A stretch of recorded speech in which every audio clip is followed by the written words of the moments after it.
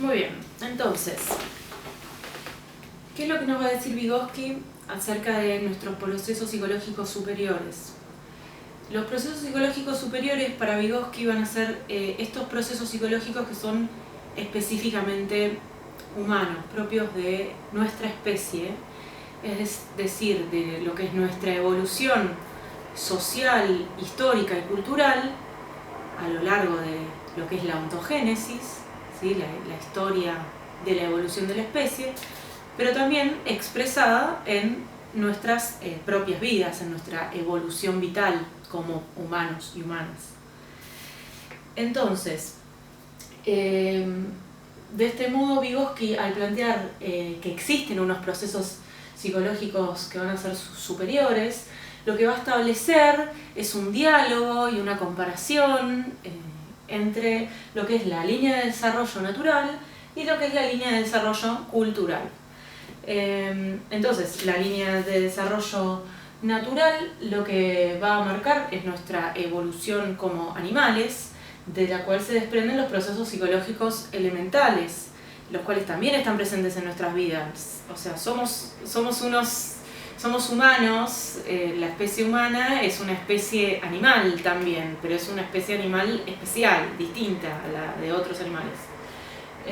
Entonces, dentro de lo que son los procesos psicológicos elementales podemos encontrar las formas más naturales del desarrollo, ¿sí? Esto que tiene que ver con los reflejos, con las formas más elementales de la memoria, de la atención, y se pueden ver justamente en los primeros momentos del desarrollo.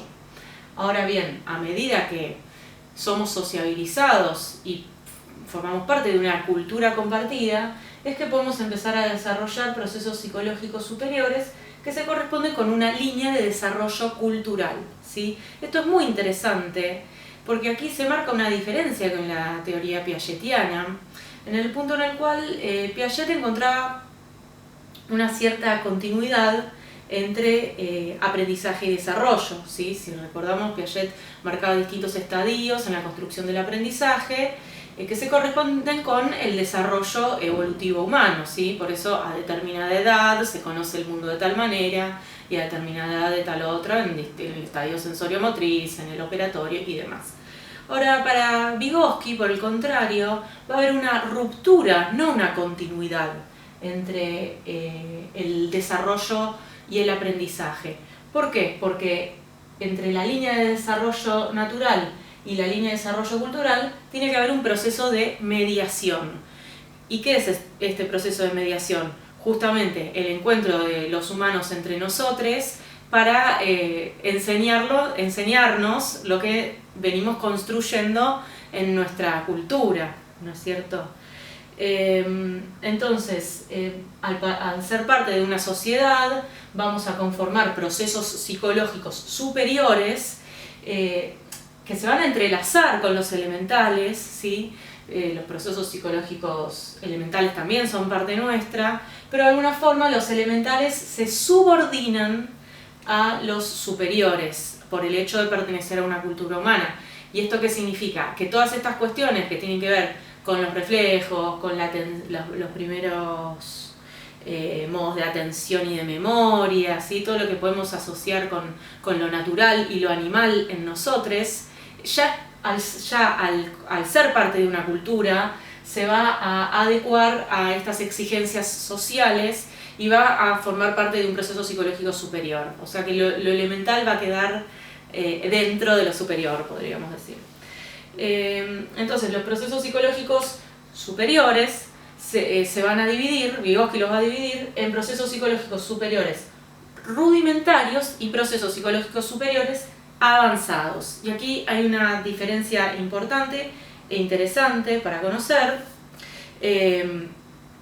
porque si bien ambos procesos psicológicos, los rudimentarios y los avanzados, se enmarcan dentro de lo que son los procesos psicológicos superiores en el sentido de que se constituyen en la vida social, se transmiten por medio de los instrumentos, como veíamos en el video anterior, y tienen que ver con las formas de control consciente, más de la conciencia más voluntaria.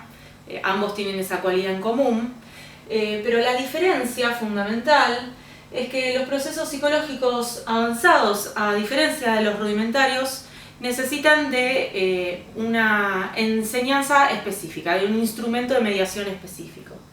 Entonces, los procesos psicológicos superiores rudimentarios van a ser aquellos procesos psicológicos que compartimos entre los humanos por el solo hecho de compartir una misma cultura, como por ejemplo el habla. ¿Sí? Nosotros hablamos, por ejemplo, en este caso hablamos la lengua española, el español, y esto es algo que lo aprendemos porque somos parte de una cultura y de una sociedad que habla el español. Entonces, si bien se le puede enseñar a un niño o una niña, se le puede enseñar a hablar, no es necesario que alguien le enseñe a hablar, sino que los niños aprenden a hablar por el hecho de nacer en un espacio donde se habla. ¿Sí? El solo hecho de escuchar el idioma, lo que se le dice el idioma materno, sería el idioma de la primera crianza, podríamos decir, porque no necesariamente tiene que haber una madre, pero a lo que le llamamos idioma materno es este idioma que circula en el espacio donde nacemos, y lo aprendemos por el hecho de participar de esas prácticas sociales. Entonces el habla y ciertas formas de conceptualización cotidiana se aprenden por el hecho de pertenecer a una cultura y son enmarcados dentro de lo que son los procesos psicológicos superiores rudimentarios, ¿sí? Son parte de nuestra línea de desarrollo cultural. Ahora bien, hay ciertos desarrollos históricos y ciertas prácticas culturales específicas que son avanzadas, generan procesos psicológicos superiores avanzados. ¿Por qué?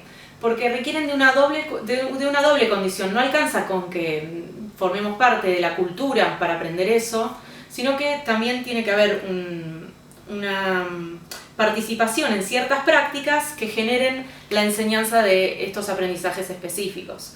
Entonces, el ejemplo que nos sirve para entender los procesos psicológicos superiores avanzados es la escritura, ¿sí? La escritura, a diferencia del habla, necesita de una enseñanza consciente y voluntaria, ¿sí? Para aprender a escribir, alguien tiene que venir y enseñarme cómo son las letras, cómo se conjugan entre sí, cómo se arma una oración, cómo se puede leer un libro, cómo se puede escribir y demás. Entonces no alcanza con que yo nazca en una cultura escriturada, sino que tiene que haber un proceso de enseñanza en el medio.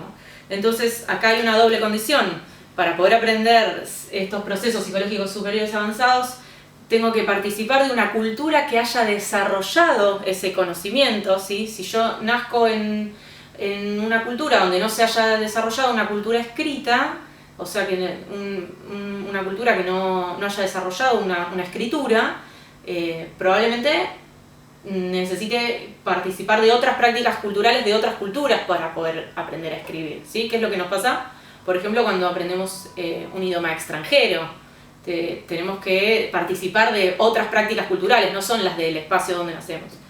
Entonces, la primera condición para un proceso psicológico superior avanzado es participar de ciertas prácticas culturales, ¿no? Como en los rudimentarios. Pero el agregado es que participar de esas prácticas requiere de una enseñanza específica. Y acá es donde entra en juego la escuela como institución y sobre todo el rol docente. ¿Por qué? Porque la escuela, como vimos al principio del año, no es una institución que surge de la nada, sino que tiene toda una historia social, justamente cultural. Hemos construido la escuela como sociedad con el objetivo de enseñarnos determinadas cuestiones.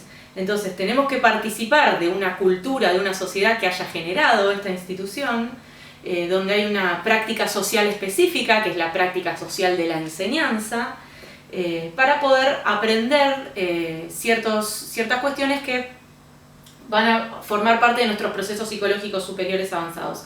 Y en este sentido es interesante la propuesta de Vygotsky, porque la escuela no es únicamente un espacio donde se transmiten contenidos, ¿no?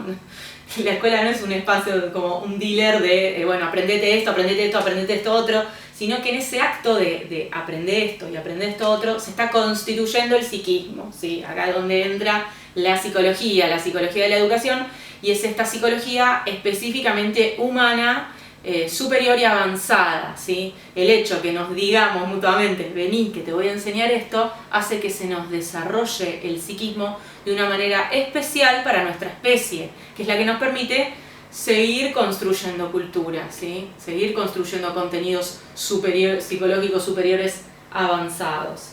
¿Se entiende? Entonces en este punto hay un diálogo, hay una pregunta interesante acerca de cómo se entrelaza lo natural y lo cultural, en el punto en el cual nuestra psicología humana es propia de estas prácticas de sociabilización y enseñanza.